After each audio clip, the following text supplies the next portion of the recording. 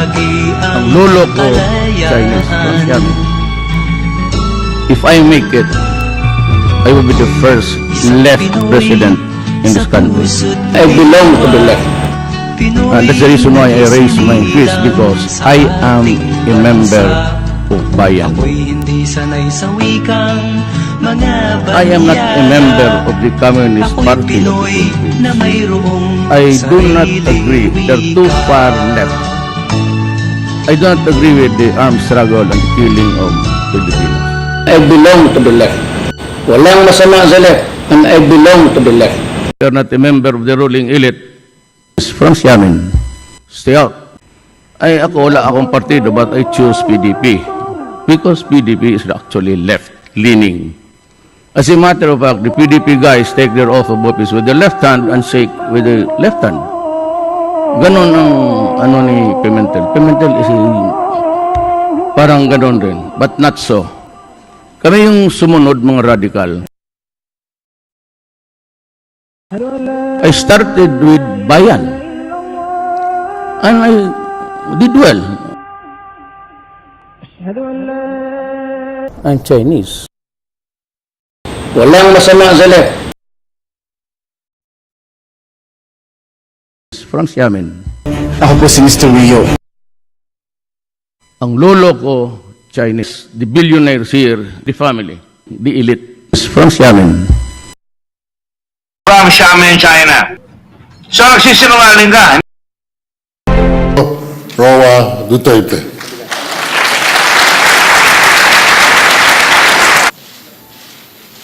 Thank you. Kindly sit down. These images show what used to be Fiery Cross Reef or Kagitingan Reef to Filipinos, but China has dumped 2.7 million square meters of sand, to be here turning it into the among island you now see. in my introductory visit to Japan. About 8 months later, satellite I do not images show carry like an the burden airstrip on of the island sovereignty being formed by dredges. on my shoulders. Forward to July 2015, I want to be friend to China. Island. A closer I do look not shows need the cement arms. plants at the greenhouse. I do not buildings that want can house missiles armaments, established a in my harbor large country. enough for warships. I do not a need 3-kilometer to have the airstrip airports long enough for any to kind host of the aircraft. bombers The with Chinese hydrogen bomb. website SINA has released Because pictures if you which were really taken on would the new want war installation for on this Fiery planet, Cross Reef. Beijing and says everybody these are meant is to help ensure drawn safety into and the freedom of vortex of navigation violence. in the West Philippine Sea. Iran, But experts say the Fiery Pakistan, Cross structure India, can help Beijing increase France, maritime Britain, patrols Russia, and America, establish China. an air defense identification zone in the disputed area.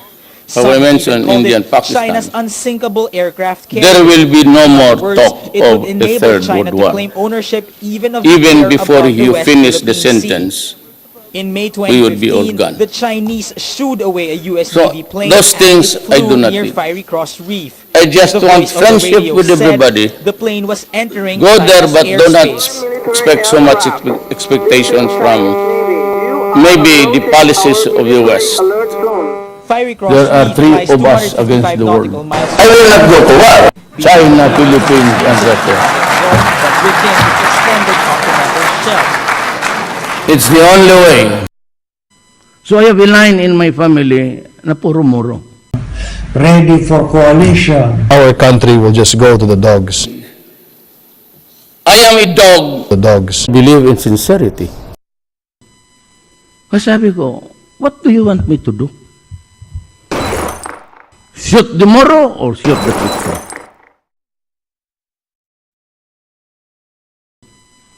Kasi sabi ko, what do you want me to do? Shoot the Moro or shoot the Christian? Shoot the Moro or Not the shoot Christian, the please. Shoot the Fujian Moro tribe. Now. The AMOY Fujian Moro should be shooted by DUTERTE. Hi there, welcome to Dialogue. I'm Yang Ray. Philippine President Rodrigo Duterte is in China on a state visit that could upend relations in the region and possibly throw a security challenge to Japan, which he is due to visit next. The visit promises to end years of estrangement between Beijing and Manila, but elevating China as a security partner at the expense of ties with Washington could also weaken the security relationship Japan relies on. So what positive outcomes can we expect from this visit? And what will be the ripple effects it will cause throughout the region? To answer these and other questions, joining me in the first half of the program is Martin Andana, President Duterte's communications officer. Let's look at this. Philippine President Rodrigo Duterte called his trip to China this week a turning point in bilateral ties. Well, in one word, I would say it's a defining moment of my presidency. To open frontiers of friendship and cooperation, enhancement when old relationship between our two countries.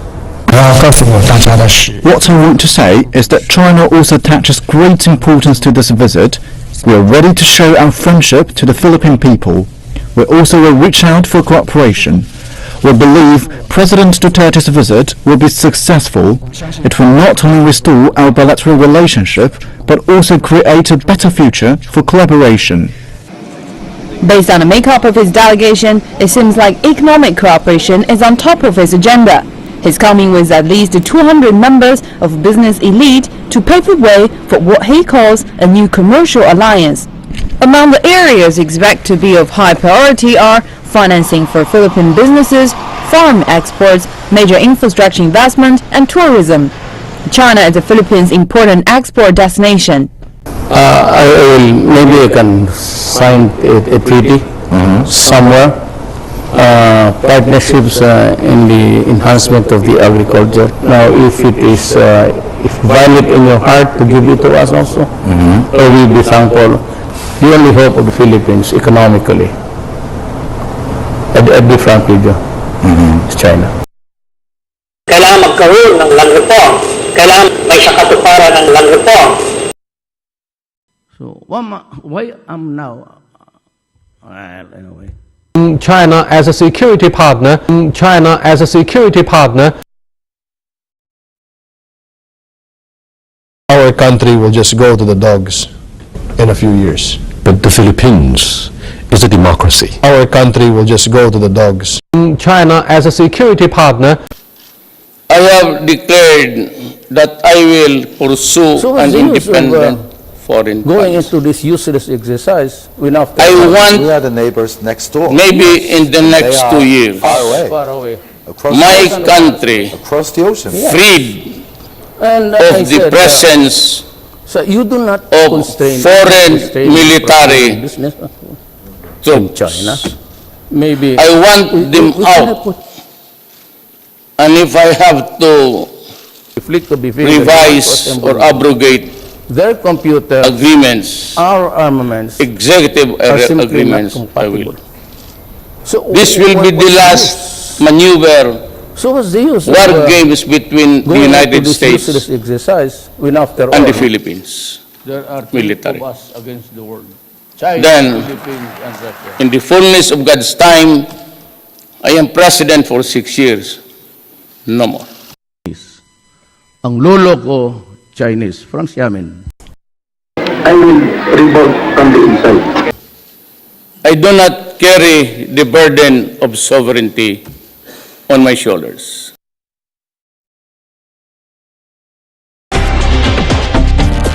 Hi there, welcome to Dialogue. I'm Yang Ray. Our country will just go to the dogs in a few years. But the Philippines is a democracy. Our country will just go to the dogs. Duterte, maluwag yung bunga niya.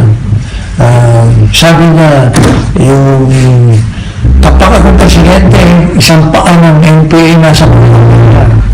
Why all of a sudden the position of the Philippines have changed? How sincere is this China policy? Maybe because I'm Chinese and I believe in sincerity. So I believe in the You know, basic I went to fundamental China issue of a human For a visit, sincerity. we avoided Going back now to the relations with other countries. military. One is that we have always been tied, even in matters of armaments and weaponry, And I would like with the to United assure you States. We should not all be there too was constrained to economic. follow the dictates of any other We did country. not talk about But arms. historically, we do not did not import, talk we do about not buy arms from any other stationing country of troops. We without looking even at the cost. Whether it is more expensive, It is the compatible strength of the with what we military have now. that is vital in the defeat of the NPA. Pag hindi malakas yung militar, ay paano naman magkaroon ng lakas ng loob ang mamamayan para suportahan ng gobyerno o makiisa sa gobyerno dahil pinapatay din sila ng NPA. So in the end, it is the military that should be strengthened and supported by the whole government machinery as the principal force to go against the NPA. Pero nung dumating yung Korea administration, biglang lumakas yung NPA dahil pinalakas na ng gobyerno, di ba? In the panel analysis, Duterte, maluwag yung bunga niya. Sabi na, yung kapag ako presidente, isang paa ng NPA nasa bunga. Flick of the finger, you want to assemble men. Their computers, our armaments, are simply not compatible. So what's the use? So what's the use of going into this useless exercise when after all, there are three of us against the world. China, Philippines, and Russia. Ready for coalition. So what's the use of going into this useless exercise when after all, We are the neighbors next door, yes, and they are far away, far away, across the thousands of ocean. miles away. Across the ocean. Yes. There are three of us against the world. China, Philippines, and Russia. And I said, so you do not constrain, you do not restrain me from doing business in China. Maybe we can be delivered to you one year from now. So what's the point? Talking of war and violence. So why should we be afraid? Ready for coalition. There are three of us against the world. China, Philippines. Talking of war and violence, and the basic question of our relationship with America and with China, for that matter. So why should we be afraid? There are three of us against the world. China, Philippines. I will not go to war. Ready for coalition. During exercises, military exercises, going into this useless exercise, I'm Chinese. I believe in sincerity. It's showing that it doesn't care, but if the entire world will tell China it is wrong, it will have to care. Carpio says at some point, something's got to give. Well,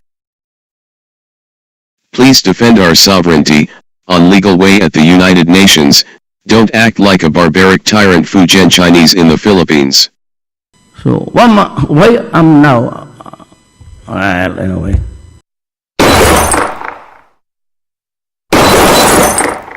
Well, they're outrageous comments.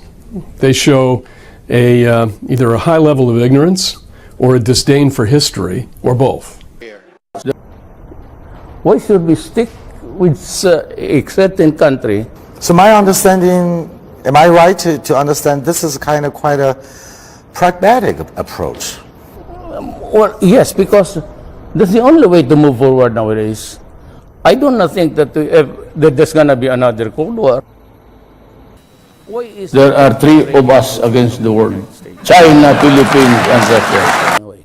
At dito makikita niyo po ang pagbabago sa ilalim ng Pangulong Rodrigo Roa Duterte at isa lamang ito. At marami pa kayong makikitang changes sa darating ng mga panahon. Ngayon, follow me. Tell me, because we can have the diplomatic channel cut tomorrow. You leave my country in 24 hours.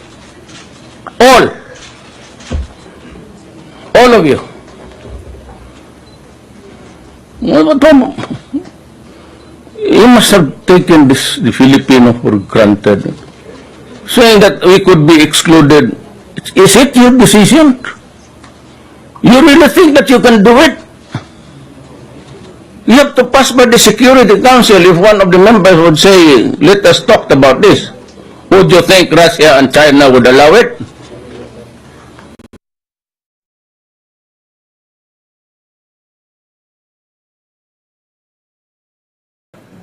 Your Honors, in this venue, I announce my separation from the United States.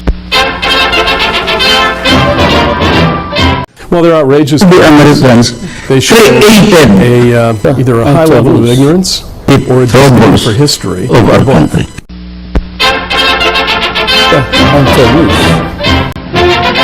After 48 years of American sovereignty, the people of the Philippines assume the status of an independent nation. America has lost me. I'm Chinese. And will I realign myself in your ideological flow? That is the reason why. The transfer is made on the 4th of July, a day full of significance for these Yanks. Ang lolo ko, Chinese. I'm Chinese. I will also go to Russia to talk to Putin and tell him that there are three of us against the world: China, Philippines, and Russia. Ready for coalition. Sir, did you bring up the issue of It's the only way. Filipinos fishing rights in the Scarpio show with President Xi Jinping? And was there any assurance There are three of us against the world: that they China, Philippines, and Russia. Huge crowds jam Manila to watch the birth of the Republic, which regains its independence through the voluntary action of the American people. In a message, President Truman assured our continued support. Napag-usapan namin, pero no. Leave it to them to... The new nation looks forward to prosperity. It's one of the things they said Exceedingly poor after Japanese that in the occupation, private talks the Philippines will receive reparations and free trade concessions from the Let us United see what States. develops in the days to come. Sabihin niya, well, there are many Filipinos there. Ay, wala na yun. Puro Amerikano na yun. Ugali nun, pagkain na yun. So, why am now? Well, anyway.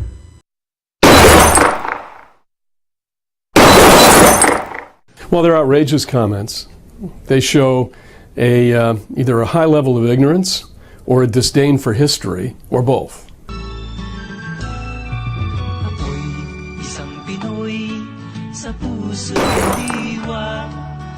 Akala kasi ng mga buang kalaban ko, hindi na alam siguro from where of I stand. I'm Chinese. From XIAMEN. I belong to the left. Hindi mo ako maluko sa buhay. Ang lolo ko, Chinese. From XIAMEN. I belong to the left. Ito ang laruan ko doon sa because we have kept our country in eternal poverty. I'm Chinese. Katwiran namin mga magsasaka. Anak ng mga mahihirap.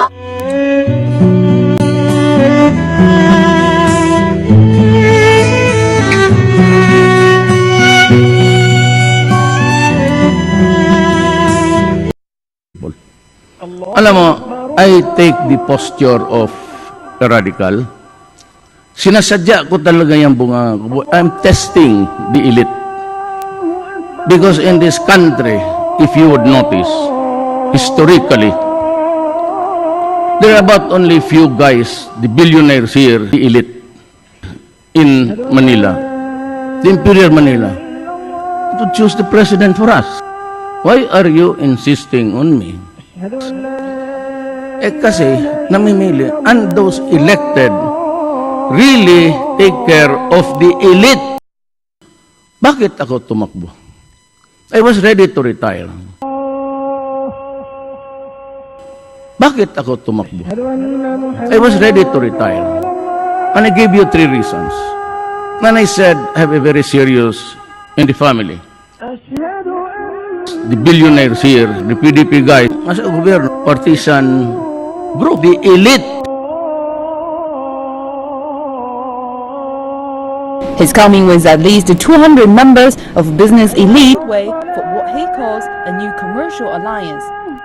Those to pave the way for what he calls really a new commercial alliance. The elite, the billionaires here, the PDP guys, the family, the elite. Ito namang nasa gobyerno, those elected, the elite. They have to steal. They have to make money to sustain their partisan group, the elite in a society. Kaya ganun kung bakit magtanong, bakit ba dito? Sa Pilipinas, patayan. In other nations, some vote, some don't, and no big deal. Yung iba naman pumapalag.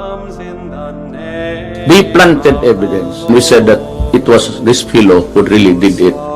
That is the reason why. Because we have kept our country in eternal poverty. Maliliman lang yan. And this elite, you know, they want to chart the history of our country in their eyes, in their mind. It's obvious that the country has been targeted by organized crime groups. I'm Chinese. From XIAMEN. So I have a line in my family na puro moro. Ready for coalition.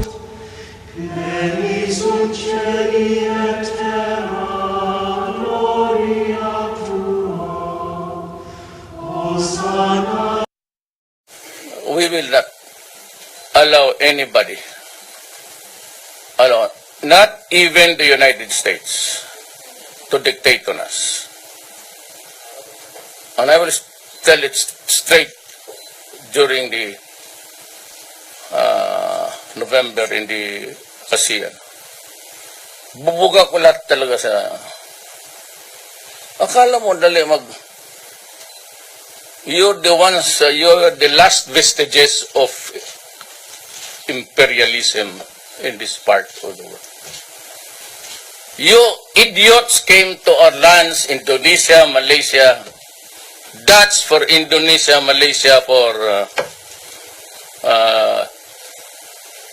the British, and the Philippines for the Americans and Spaniards, and you have the gall to say to us, we will expel you.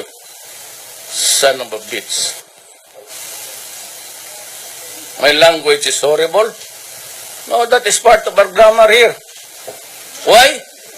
Because we are angry at you for colonizing and stealing our resources for so many hundreds of years.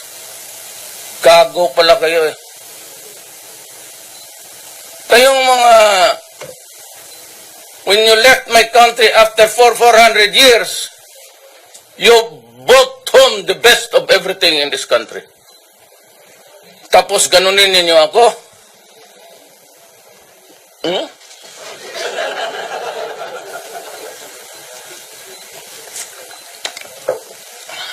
Mayroon sa kanila. And United States would, your funding, Rappler said, and all of this, go ahead and fund more. So that we can always transfer, there's always China and Russia. What should we worry? You keep on funding those, Soros is funding human rights, what? So you think that you are the conscience of the people, that you are the right ones because you are the white?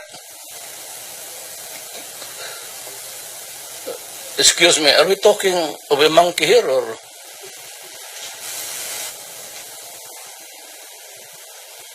Magsalita kayo, akala na. Well, maybe the other president. But, yeah, CIA stop fucking. One day, I will just drive you away. It's either your cahots here will have to kill me or you have to get out of my country. Choose. Basta ako sabihin ko sa Pilipino, pag namatay ako, Amerika na yan. CIA na yan. Pag may mga bagong barko dyan na maganda na Chinese character, kaibigan natin yan, China yan. Kung yung parang drawing na hindi mo maintindihan yung Russian yan. Mag-salot yan kanina. Pag mag-salot yan sa atin, ganon. Amerikano, huwag niya.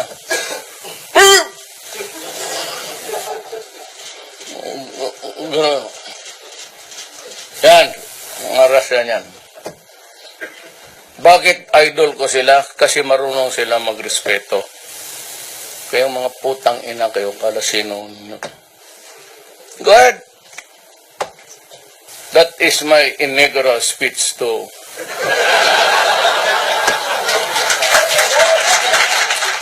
Why we have kept our country in eternal poverty? Why? I will revolt from the inside.